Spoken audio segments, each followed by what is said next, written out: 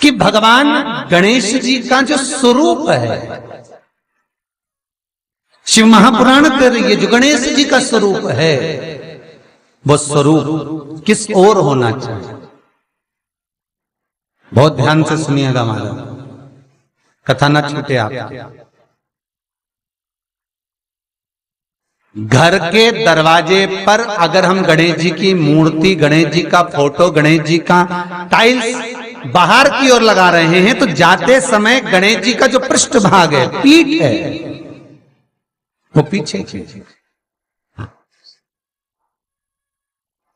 एक शिव महापुराण में आपको पहले एक प्रसंग सुनाया है, सभी लोगों को ज्ञात होगा कि भगवान के सम्मुख में धर्म है और भगवान के पीछे अधर्म का निवास।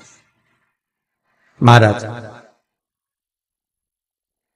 ये दुनिया के लोग जो भगवान की परिक्रमा करते हैं ना, जितने भी लोग भगवान का परिक्रमा करने जाते हैं, मंदिर जाते हैं, परिक्रमा करते हैं, ये लोग मंदिर में जाकर जब पीछे प्रणाम करते हैं तो कभी मौका मिले तो एक बार इनसे पूछना जरूर कि भैया आपने कोई शास्त्र, आपने कोई पुराण कभी पढ़ा है?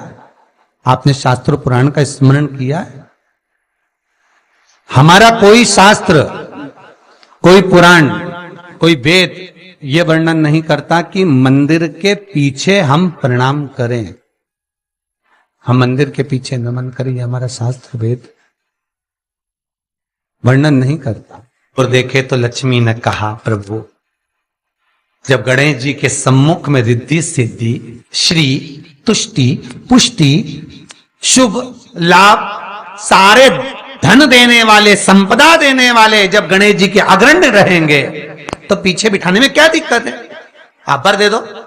भगवान विष्णु ने तथास्तु कह दिया। ए दरिद्रता दुख, तुम्हें वर देता हूं कि तुम गणेश जी के पृष्ठभाग में विराजमान होगे। इसलिए निवेदन है, मंदिर में नहीं, घर के अंदर, घर में जहां सबसे आगे फ्रंट में गणेश जी की टाइल्स, गणेश जी की मूर्ति, गणेश जी का फोटो प्रथम भाग में बिल्कुल बाहर फ्रंट में घर के दरवाजे के नहीं लगाना। क्यों? जब जाओगे तो पृष्ठभाग गणेश जी का तुम्हारे जाते समय पड़ेगा। जीवन में दुख, तकलीफ, कष्ट आते ही रहेंगे। जीवन में कभी भी आप करोगे बहुत कुछ, फैक्ट्रियां भी खोल सकते हो, दुकान भी खोल सकते हो, कार्य भी बड़ा कर सकते हो, पर सफलता नहीं मिल सकती, सफलता नहीं। और यदि आपके घर में पहले से टाइल्स लगी है, मूर्ति लगी है गणेश जी की, हटा नहीं सकते, तो निवेदन है, एक फोटो गणेश जी का जब बाहर निकलो तो अपने, जब उधर फोटो लगाए तो एक फोटो बाहर जाते समय अंदर की ओर मुख करके लगा दीजिए, उससे वो दोष समाप्त हो जाता है। महाराज, वो दोष समाप्त। गणेश जी अगर लेकर आ रहे हैं तो बैठी हुई मूर्ति लेकर आए, और गणेश जी लाए मना नहीं है। गणेश जी जब लेकर आए तो घर में बिठाने के लिए ला रहे हैं तो राइट सूंड का गणेश लेकर आए, सीधी हाथ का। आपका सीधा हाथ देख लेना, उसी के हिसाब से गणेश जी को अपनी ओर रखकर, या गणेश जी का सीधा हस्त कमल देख लेना। आपका तो उल्टा मान्य होगा जब आप देखेंगे तो गणेश जी का जो सीधा हस्त कमल हो, उस साइड अगर गणेश जी की सूंड है तो वो सूंड का गणेश घर के अंदर विराजमान हो। उल्टी सूंड का गणेश, लेफ्ट सूंड का गणेश, ये गणेश व्यापार, व्यवसाय, फैक्ट्री, दुकान, बिजनेस, ऑफिस जगह पर विराजमान हो। बहुत ध्यान देना, उल्टी सूंड के गणेश बहुत कम बनते हैं। क्यों कम बनते हैं? इसका शास्त्रीय प्रमाण है। कभी किसी मूर्तिकार के पास जाना और मूर्तिकार के पास जाकर पूछना, भैया तुम उल्टी सूंड का गणेश क्यों नहीं बनाते? जितने भी बनते सीधी सूंड के बनते। कभी पूछना उससे, वो बताएगा कि उल्टी सूंड के अगर गणेश जी बनाए, 50 गणेश जी अगर उल्टी सूंड के बनाए हैं तो उसमें से कम 30 गणेश जी अपने आप टूट जाते हैं या बिगड़ जाते हैं। ये शास्त्र रीति है। उल्टी सूंड का गणेश बहुत कम पक पाता है या मिट्टी का बन पाता। और यदि आपने अपने हाथों से भी उल्टी सूंड का गणेश मिट्टी का बनाया तो 10 दिन पूजन करोगे, 10 दिन के अंदर वो मूर्ति, वो सूंड, वो गणेश जी चटक जाएंगे। उल्टी सूंड का गणेश टिकता ही नहीं है, 10 दिन वो बीच में से खंडित हो ही जाए।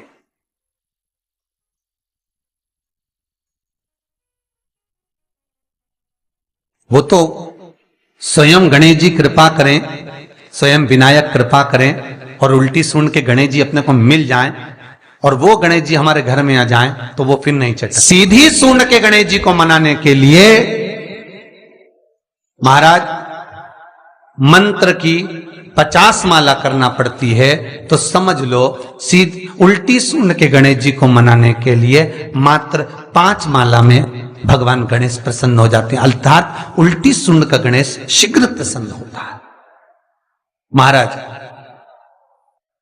ब्रजमंडल में जब कभी जाओ, मथुरा के पास में वृंदावन से आगे लोहवन पड़ता है।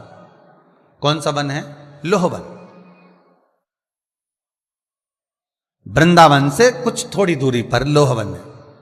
उस लोहवन में जाना, जैसे निकुंज वन में गए, भांडेर वन में गए, आप लोग कई बार दर्शन करने गए होंगे, तो लोहवन में जाना और लोहवन में जाकर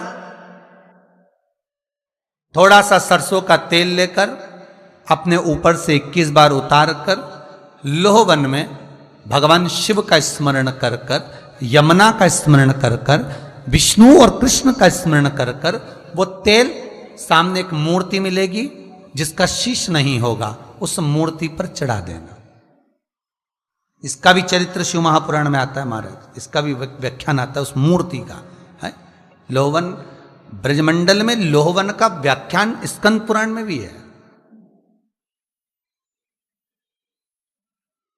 आप मेहनत कर रहे हो, फल नहीं मिल रहा, आप दुकान खोल रहे हो, चल नहीं रही है, आपका चित्तवृत्ति, आपके जीवन में सफलता आ ही नहीं रही, तो कहीं मत जाइए। आपके जीवन में 25 बार अंगूठी बदल के देख लिया, कभी पुखराज पहन लेते, कभी मोती पहन लेते, कभी नीलम पहन लेते, कभी कोई महाराज ने कहा तो ये कर लिया, कभी कोई महाराज बोला तो ये कर लिया, फल नहीं मिले, कहीं मत जाओ, कुछ मत पहनो, उसकी शरण में जाओ, उसकी शरण।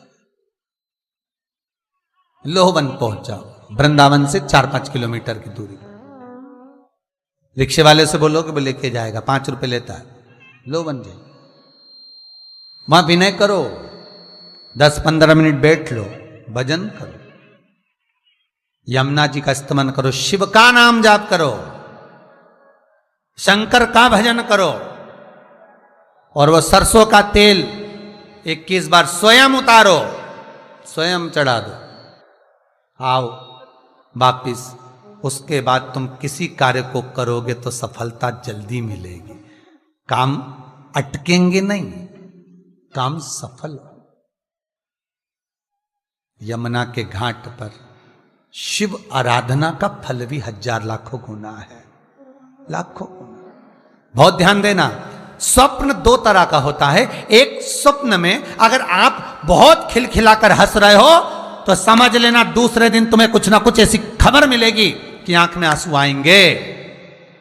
स्वप्न में आप अपने आप को अगर हंसता हुआ देख रहे हो, किसी को खिलखिलाता हंसता हुआ देख रहे हो, तो दूसरे दिन कुछ रोने की खबर मिलेगी, कुछ दुख होगा, कष्ट होगा, तकलीफ होगा। और अगर स्वप्न में आप भगवान को मुस्कुराता हुआ देख रहे हो, स्वप्न में आप भगवान को हंसता हुआ देख रहे हो, तो जरूर तुम्हारे ऊपर कुछ भगवान की कृपा होने वाली है, जरूर कोई अच्छी खबर आने वाली है। दोनों के हंसने में